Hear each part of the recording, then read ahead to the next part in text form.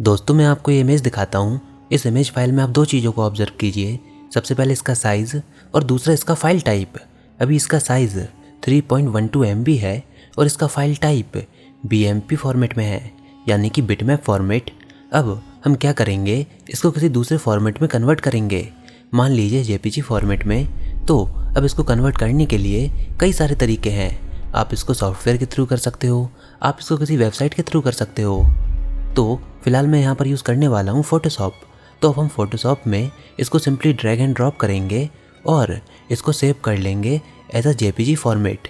Now अब JPG format में convert करने के बाद इसके फाइल साइज़ को देखिए, तो कन्वर्जन के बाद इसका साइज़ लेस देन 1 MB हो गया, जो कि पहले लगभग 3 MB था। तो अब बताइए यहाँ पर क्या हुआ। यहाँ पर आप ये कह सकते हो कि जब हमने फाइल टाइप को चेंज किया तो इमेज कंप्रेस हो गई। जी हाँ, ये बिल्कुल सही है, पर अगर आप इनकी क्वालिटीज़ को देखो तो इनिशियल और फाइनल इमेज की क्वालिटी में कुछ ज़्यादा डिफरेंस नहीं है। इनफैक्ट नेकेड आई से तो हम उसको शायद ऑब्जर्व भी ना कर पाएँ। बट आखिर बिना क्वालिटी लूज़ किए ये इमेज कंप्रेस कैसे हुआ, इसके पीछे की साइंस क्या है, इसके पीछे की मैथमेटिक्स क्या है, तो आज हम इसी टॉपिक पर पूरा डिटेल में बात करने वाले हैं। बट उससे पहले मैं आपको बता दूं कि आपको फोरियर ट्रांसफॉर्म की नॉलेज होनी चाहिए। और फोरियर ट्रांसफॉर्म पर बात पूरा डिटेल में हम पिछली वीडियो में कर चुके हैं, जिसमें हमने फोरियर ऑप्टिक्स को भी जाना था। हमने प्रॉपर ऑप्टिकल सेटअप करके देखा था कि कैसे आप सिग्नल को फ्रीक्वेंसी डोमेन में बदल सकते हो। पर आज हम वही काम सिग्नल के साथ नहीं बल्कि इमेजेस के साथ करेंगे। तो चलिए वीडियो को स्टार्ट करते हैं। तो सबसे पहले आप इस एग्जाम्पल को देखिए।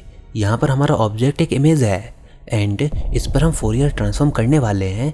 अब जैसा कि हमने पिछली वीडियो में फोरियर ऑप्टिक्स के बारे में देखा था कि हम फोरियर ऑप्टिकल सेटअप में इमेज फिल्टरिंग कर सकते हैं। जिस तरह फोरियर ऑप्टिक्स में मास्क सर्टेन फ्रीक्वेंसीज को ब्लॉक करता था, बिल्कुल उसी तरह हमारा यहाँ पर ये मास्क सर्टेन फ्रीक्वेंसीज को ब्लॉक करेगा।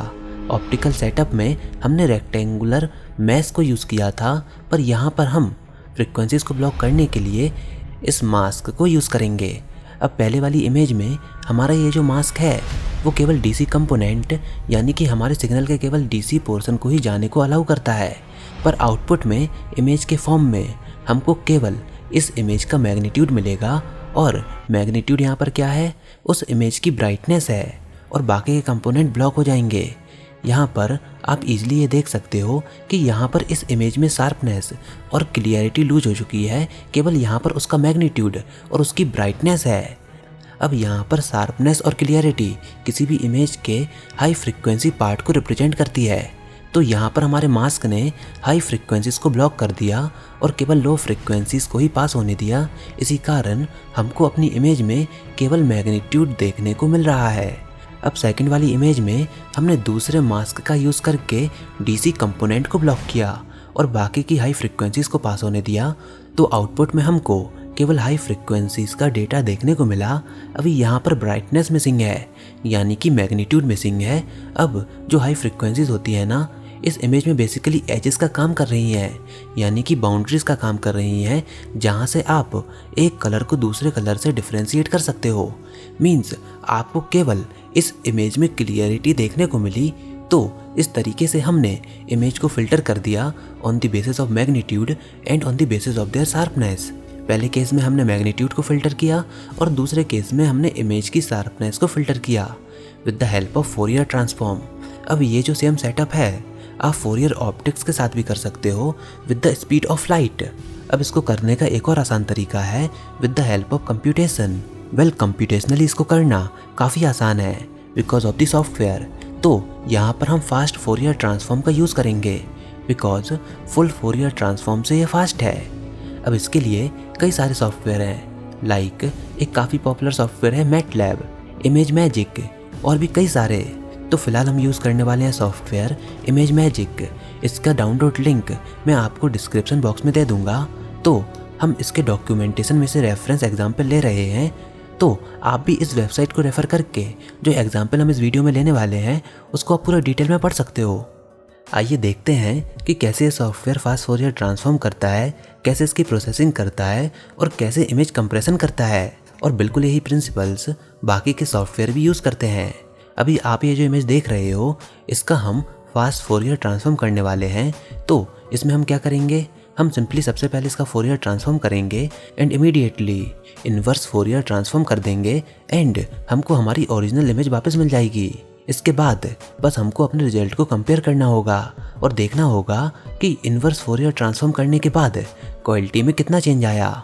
अब जब हमने इस इमेज का फास्ट फोरियर ट्रांसफॉर्म किया तो रिजल्ट में हमने ये पाया कि फाइनल इमेज की क्वालिटी ओरिजिनल इमेज से केवल 0.22% ही ऑफ है। अब ये बिल्कुल एक्यूरेट क्यों नहीं है, क्योंकि ये सॉफ्टवेयर फुल फोरियर ट्रांसफॉर्म की जगह फास्ट फोरियर ट्रांसफॉर्म को यूज़ में लिया और fast Fourier transform full Fourier transform का एक जस्ट अप्रोक्सीमेशन है। अब चलिए इस इमेज के एग्जाम्पल से हम देखते हैं कि ये फोरियर ट्रांसफॉर्म कैसा दिखता है। तो ये हमारी ओरिजिनल इमेज है।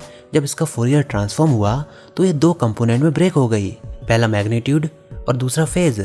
अगर आप इन दोनों पार्ट्स को आपस में कंबाइन करो तो आपको आपकी ओरिजिनल इमेज मिल जाएगी। बट अगर हम किसी एक पार्ट का यूज़ कर अपनी ओरिजिनल इमेज बनाने की कोशिश करते हैं, देन देखिए हमको क्या मिलता है। तो यहाँ पर है मैग्नीट्यूड ओनली पार्ट एंड दूसरा है फेज ओनली पार्ट। तो फेज ओनली पार्ट के अंदर इमेज की पोजीशन इन्फॉर्मेशन का डेटा है और अगर आप मैग्नीट्यूड पार्ट को देखो तो इसके अंदर कलर इन्फॉर्मेशन का डेटा है। जैसा कि मैंने आपको कुछ देर पहले बताया था, मास्क का यूज़ करके कैसे हमने डीसी कंपोनेंट को ब्लॉक और अनब्लॉक करके मैग्नीट्यूड और शार्पनेस को ऑब्टेन किया, ये बिल्कुल वैसा ही है but with the help of computation and software. अब यही नहीं, फोरियर ट्रांसफॉर्म का यूज़ करके हम अपनी इमेज की प्रॉपर्टीज़ को भी चेंज कर सकते हैं, लाइक इमेज की ब्राइटनेस और उसके कंट्रास्ट। तो यहाँ देखिए, पहले वाले केस में हमने यहाँ पर इमेज के कंट्रास्ट को इंक्रीज़ किया और दूसरे वाले में डिक्रीज़ किया।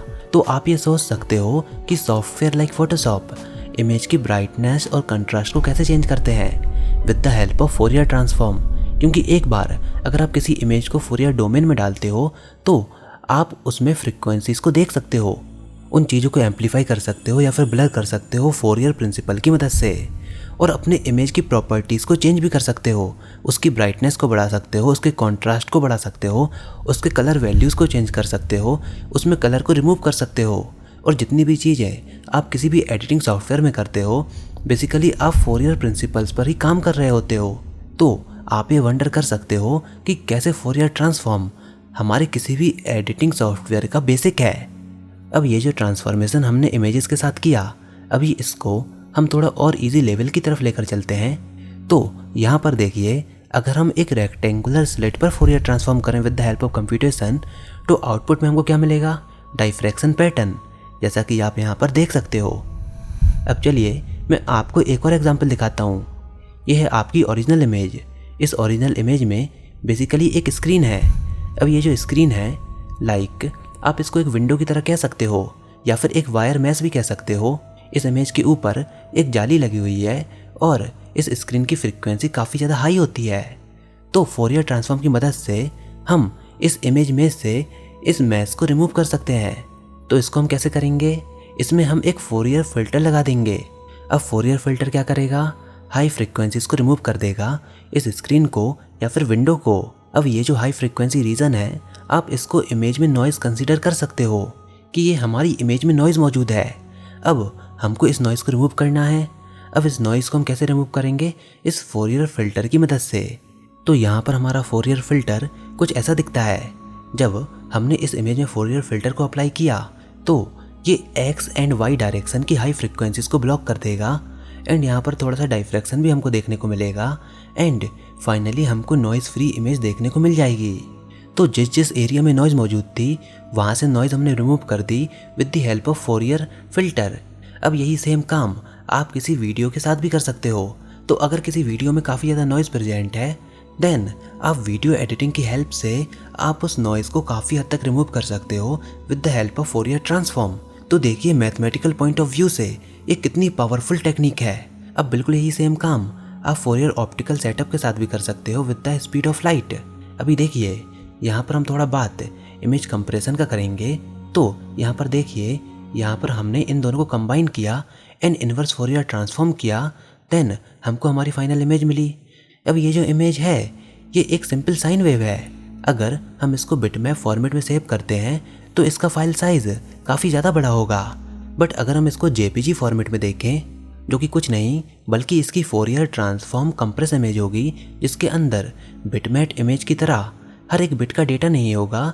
इंस्टीड वो इन बिट्स को अप्रोक्सीमेट करके हमको कंप्रेस इमेज देगी। और यही है फोरियर ट्रांसफॉर्म की ब्यूटी, क्योंकि इसका यूज़ आप ऑडियो प्रोसेसिंग एंड इमेजिंग में करते हो, क्योंकि इसके द्वारा आप चीज़ों को कंप्रेस करते हो और उसको स्पेशल फ्रीक्वेंसीज के टर्म्स में लिखते हो और उन फ्रीक्वेंसीज को अलग कर देते हो जिसकी आपको ज़रूरत नहीं है। जैसे कि इस इमेज को देखिए, इसमें हम हर एक बिट को क्यों स्टोर करें, इसकी बजाय हम यहाँ पर स्पेशल फ्रीक्वेंसीज को रिकॉग्नाइज करें और उन फ्रीक्वेंसीज को एक सिंपल साइन वेव्स में रिप्रेजेंट करें। इसको ऐसे समझिए, मान लीजिए हम इमेज की फ्रीक्वेंसीज को डिक्रीज कर रहे हैं बिट्स के फॉर्म में, तो इसको आप देख सकते हो लाइक अ स्टेप। हमने इसको स्टेप बाय स्टेप डिक्रीज किया। इसके लिए हमको हर एक बिट का प्राइस पे करना होगा, जिसमें काफ़ी ज़्यादा डेटा स्टोर होगा। अब इसकी बजाय हम ये भी कर सकते हैं कि ये जो स्टेप हैं ये अप्रॉक्सीमेटली साइन वेव की तरह दिख रहे हैं, तो ऐसा करने से हर एक बिट को स्टोर करने की बजाय हमने अप्रॉक्सीमेटली उस सारे डेटा को इन साइन वेव में कैप्चर कर लिया, तो इसने हमारे डेटा स्टोरेज के अमाउंट को डिक्रीज़ किया।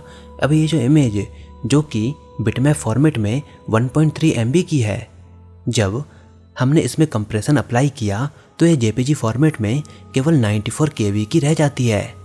और यही है फोरियर ट्रांसफॉर्म की ब्यूटी। और ये कंप्रेशन सारी इमेजेस में काफ़ी अच्छे से काम करता है। सिमिलरली वीडियोस क्या होती है, वीडियोस काफ़ी सारी इमेजेस का कलेक्शन होती है, तो यही सेम काम हम वीडियो में भी कर सकते हैं। आप वीडियो को भी कंप्रेस कर सकते हो, जो कि बिल्कुल सिमिलर इसी चीज़ पर काम करती है। हम उसके बिट को कम करते हैं तो हमको कम साइज़ की वीडियो मिल जाती है। पर बैकग्राउंड में क्या हो रहा है, अब आपको पूरा क्लियर आइडिया लग गया होगा। अब देखिए सॉफ्टवेयर इमेज मैजिक, इसमें आप प्रॉपर्ली इनके डॉक्यूमेंटेशन को देख सकते हो कि इसमें आप कितनी सारी चीज़ों को चेंज कर सकते हो। आप लेंस करेक्शन अप्लाई कर सकते हो, इमेज मैपिंग कर सकते हो, रीस्केलिंग कर सकते हो एंड और भी कई सारी चीज़ें। और जितने भी सॉफ्टवेयर हैं like Photoshop, Premiere Pro and जितने भी फेमस सॉफ्टवेयर हैं जो कि एडिटिंग में काम आते हैं, उनके पीछे की मैथमेटिक्स यही है। तो देखिए फोरियर ट्रांसफॉर्म कितना अमेजिंग टॉपिक है। जितने भी सॉफ्टवेयर हम यूज़ करते हैं कहीं ना कहीं उन सब का मैथमेटिकल बैकग्राउंड है। तो फिलहाल बताइए आपको ये वीडियो कैसी लगी। तो आई होप अगली बार किसी भी इमेज को एडिट करते समय आपको एक बार फोरियर ट्रांसफॉर्म की याद ज़रूर आएगी।